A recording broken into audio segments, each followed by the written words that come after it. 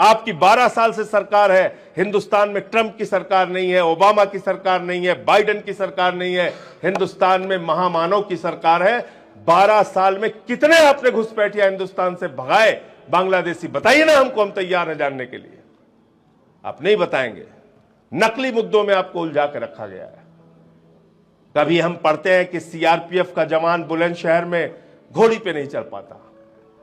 कभी हम पढ़ते हैं कि शमशान में बिहार के अंदर एक दलित समाज के व्यक्ति को जलाने नहीं दिया गया, अंतिम संस्कार नहीं करने दिया गया, तो सड़क पे उसको अपनी लाश जलानी पड़ती है।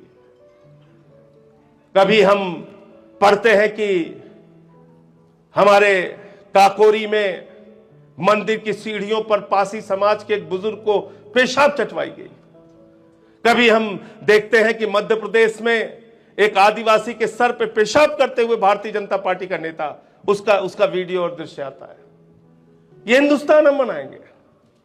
इसलिए अगर आप मुझसे पूछेंगे कि वर्तमान हालात में सबसे बड़ी चुनौती क्या है, वर्तमान हालात में मेरे हिसाब से सबसे बड़ी चुनौती है कानपुर के लोगों, नफरत की फैक्ट्री पर ताला लगाना। जब तक आप नफरत की फैक्ट्री पे ताला नहीं लगाएंगे, आप किसी विषय पे सोच नहीं सकते। शिक्षा की हालत क्या है? 1 लाख सरकारी स्कूल, सरकारी आंकड़े हैं मनोज भाई, 1 लाख सरकारी स्कूल 12 साल में बंद हुए इस देश के अंदर। किसी हिंदू का खून खौला? जिस हिंदू का खून न खौला, खून नहीं वो पानी है। 1 लाख सरकारी स्कूल बंद हो गए हिंदुस्तान में, किसी हिंदू का खून नहीं खोला कि हमारे हिंदुओं के गरीब बच्चे वहां पे पढ़ते हैं, ये स्कूल कैसे बंद हो गए। सरकारी अस्पतालों की खबरें हम लोग देखते हैं, कुत्ते बैठे रहते हैं बेड के ऊपर, ऑपरेशन मोमबत्ती में होता है, किसी हिंदू का खून नहीं खोलता, ना विश्व हिंदू परिषद वाले का, ना बजरंग दल वाले का।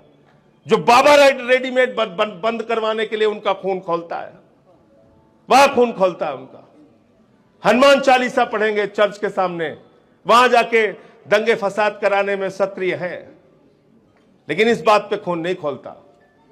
आज भी आजादी के 80 सालों के बाद बुंदेलखंड के कई इलाकों में 5-5 किलोमीटर तक लोग पानी भरने के लिए जाते हैं।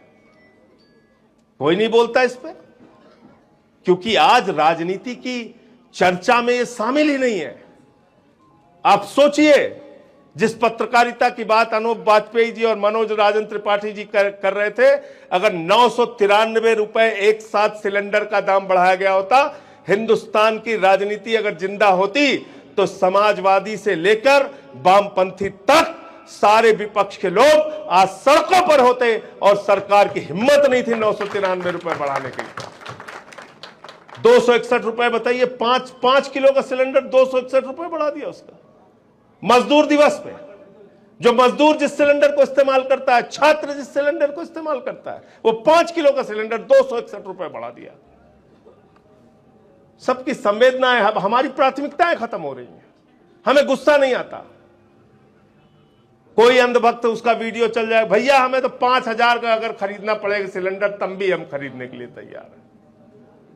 कोई अंधभक्त खड़ा होगा, हम 200 रुपए पेट्रोल खरीद लेंगे, लेकिन बस मुसलमान ठीक होना चाहिए। मुसलमान ठीक करते करते पूरे देश को ठिकाने लगा दिया है मोदी जी ने, याद रखना इसको, ये समझ लो आप। उनको